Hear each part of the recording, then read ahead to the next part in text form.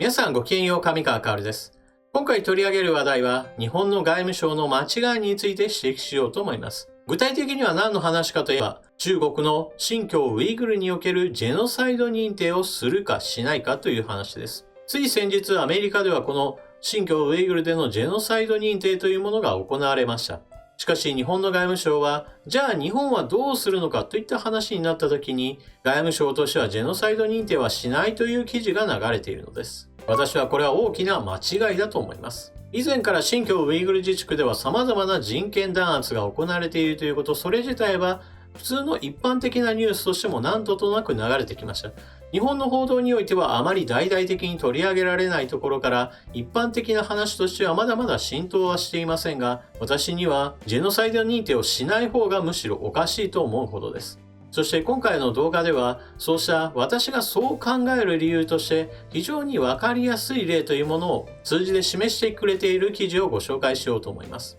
それは新疆ウイグルで人権弾圧をされていることを証言するような話とかではなくて、中国共産党の管理している人口統計から新疆ウイグルで一体何が起こっているのか、人間が明らかに減っているぞということを示すデータです。数字の変化というものが冷酷な現実を私は十分表していると思います。それでは一体どのようなニュースが流れているのか、まずはお聞きください。政府、中国のウイグル弾圧をジェノサイドとは認めず、アメリカ国務省認定と相違。アメリカ国務省が中国による新疆ウイグル自治区での行動をジェノサイド、大量虐殺と認定したことをめぐり、外務省の担当者は26日の自民党外交部会で、日本としてジェノサイドとは認めていないとの認識を示した。出席した自民党議員からは、日本の姿勢は弱いなどの指摘が相次いだが、外務省側は人権問題で後ろ向きという批判は当たらない。関係国と連携しながら対応していくと理解を求めた。アメリカのポンペオ前国務長官は退任直前の19日、少数民族ウイグル族などにジェノサイドが今も行われていると確信していると非難した。バイデン政権で次期国務長官に指名されたブリンケン氏もこうした見解に賛意を示したが、日本政府は人権状況について懸念を持って注視しているとの表明にとどめている。中国の人権問題をめぐり、日本政府は日中の経済的なつながりなどを考慮して表立った批判は控えるが、バイデン政権が強硬姿勢を取れば日米の足並みが乱れかねない。自民党外交部会の佐藤正久部会長は会合後、記者団に対し、経済も大事だが人権は大きなテーマだ。中国の人権抑圧を変えるため、日本も関与しなければいけないと強調した。外務省がウイグル弾圧をジェノサイドとは認めないという記事だったわけですが、この記事そのものの信憑性がどうだったかを見るために、自民党の外交部会長の佐藤正久議員のツイッターを見てみましょう。すると、この毎日新聞の記事を引用していますが、この記事についての反論や訂正の言及はありませんでした。佐藤議員は直前のコメントとして、昨年はウイグルや香港、チベット、南モンゴル等中国の人権問題がより深刻化、日本の価値観外交に人権を主要な柱に位置づけるべき。経済関係を重視して目をつむってはいけない。G7 に向け、外交部会として考え方を集約するとツイッターに書き込んでいます。外務省は新疆ウイグルでジェノサイドが行われていることを認定はしないという話をしているわけですが、当の中国が発表している人口統計などから十分に認定されるべきだという話が記事として出ています。これぞ動かぬ証拠。新疆ジェノサイドを示した中国統計年間。新疆ジェノサイドの実態を物語る衝撃的な数字を中国共産党自身が示した。そんなことを中共自身がするはずないだろうと多くの読者が思うかもしれない。しかし、中国の正式な国家統計である中国統計年間において、新疆ウイグル自治区における少数民族人口がこの2年間で164万人も激減し、その状況は現在、世界中の人々がホームページから閲覧できる状況にある。中国領新疆ウイグル自治区における中国共産党当局による少数民族への過酷な抑圧は、その実態が次第に広く知られるようになるにつれて、西側諸国における強い懸念の対象となっている。とりわけアメリカでは与野党を問わず、対中世論が硬化した結果、2020年6月にはウイグル人権法が成立したのみならず、連邦議会及び行政当局の中国委員会は1月14日、2020年中国人権法治報告書の中で、新疆での事態はジェノサイドに当たると批判した。これを受けてポンペオ前国務長官は19日、政権交代に伴う最後の仕事として、新疆ウイグル自治区におけるジェノサイド、民族・文化的な際による大量虐殺を認定したほか、バイデン政権の新国務長官に指名されているブリンケン氏も即座に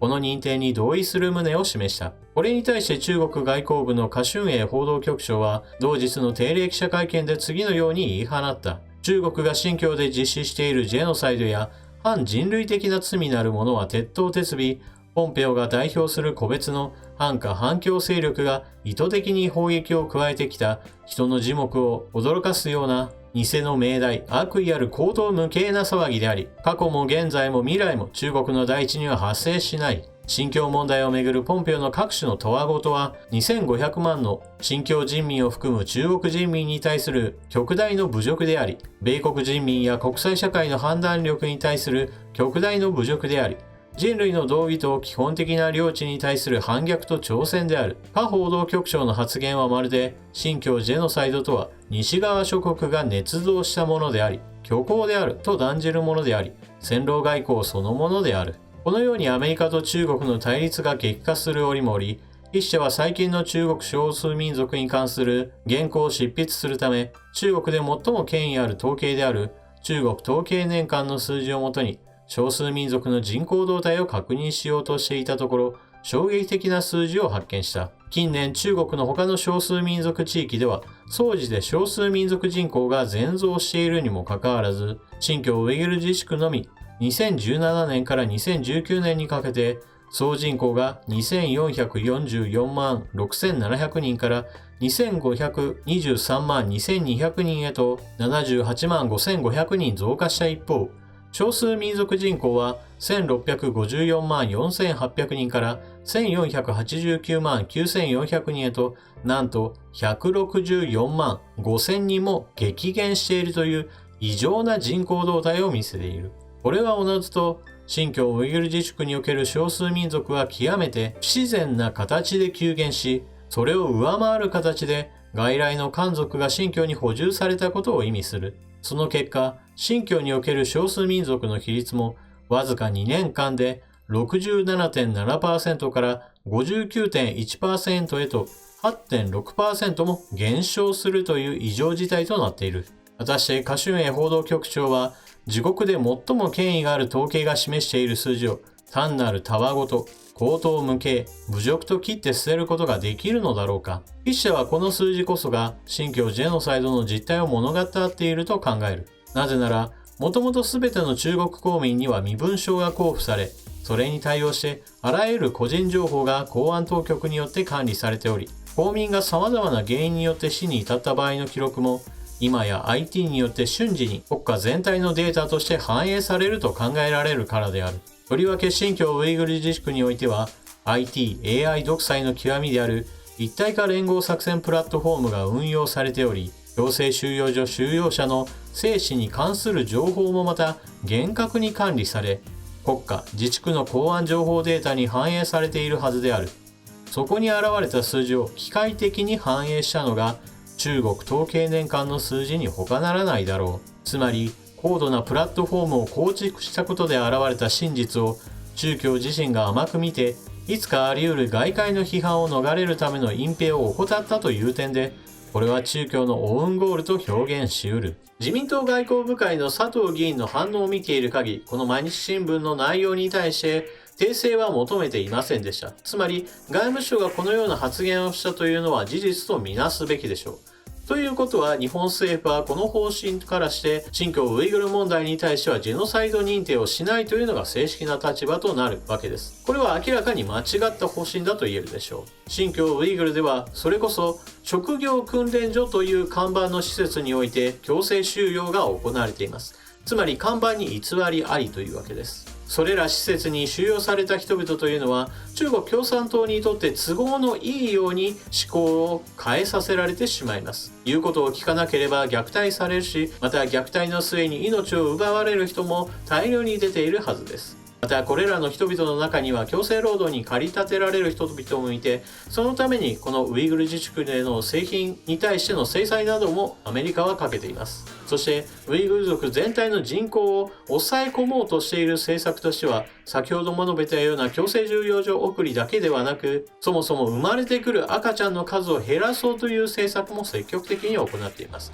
中絶手術の割合というものが他の中国の全地域よりも明らかに高いことがこれまでも報じられています。また、そうした妊娠中絶だけではなく、妊娠しにくくなる家庭環境を作るために、中国共産党がそれぞれの家において監視員を常駐させるといったことなども行わせており、中国共産党は政策として新疆ウイグルにおけるウイグル族の人口というものを強制的に減らそうとしているわけです。すでに成人した人々において中国共産党に少しでも気にかかる人がいれば、それは強制収容所送りになるし、またこれからの子供をもっともっと少なくさせようという具合にして政策も行っている。さらには新疆ウイグルでの女性について言っても、強制的に漢族の男性と結婚させることを行い、いわば文化的に彼らを同化させようというのも強制しています。以上のような政策の数々の集合として現れたのが物言わぬ数字です。それが今回出てきた人口統計における新疆ウイグル全体においては人口は増えているけど、増えているのはあくまでも漢族主体であり、ウイグル族それ自体は164万人も減っているというジェノサイド認定するには十分となるような証拠だと言えます。漢族の人口が増加し、一方においてはウイグル族の人口がどんどんと減っていくわけですから、中国共産党の支配というものがこの地域においてより強化されていることは明らかです。こうした事態に対してアメリカはウイグル自治区における中国共産党関係者に対する制裁や強制労働に関わって生まれてきた製品に対する規制なども行っています。そして最後に出てきたのがジェノサイド認定だったというわけです。また EU もこのウイグルにおける人権問題に対しては批判を行っています。ただし EU の場合はこうした人権問題に対して批判は行っていますが、私のチャンネルでこれまで何度か解説してきたように、人権問題と経済問題はいわば別問題として貿易関係の強化というものは進めています。EU についてはドイツ主導での中国との投資協定の基本合意などが行われていますし、EU にとっての最大貿易相手国がアメリカから中国へと首位交代したことなどもそのことを示しているデータだと言えます。ですが今回の日本の対応というのはこうした批判はするけど貿易問題については今後関係強化しようとしている EU よりもさらに悪いものです。何しろ日本の場合はジェノサイド認定をしないと言っているわけですし、官房長官も事態の推移を見守っていくという程度の非常に軽い対応をしています。つまり人権問題についても批判もしないし、一方において貿易問題もそのままというのですから、欧米に比べれば明らかに最も中国寄りな態度を示していることになります。これは全く支持できませんし、間違った方針です。中国を批判した場合、それこそ中国側の経済的な報復が待っているのではないかといったことや、もしくは中国に駐在している企業関係者らの身柄が心配だという声もあります。確かに中国を批判したオーストラリアなどでは様々な経済的な報復を貿易面で受けています。また、中国側が何かしらの理由をでっち上げる形で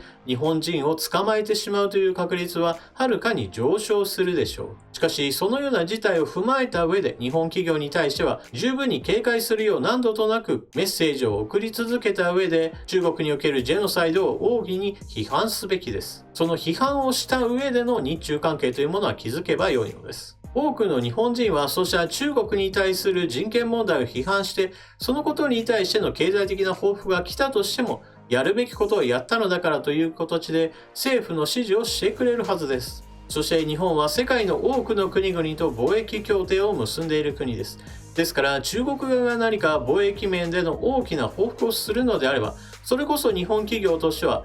これから先中国に頼らないビジネスを模索していこうというより良い方向へと進んでいくことも十分考えられます。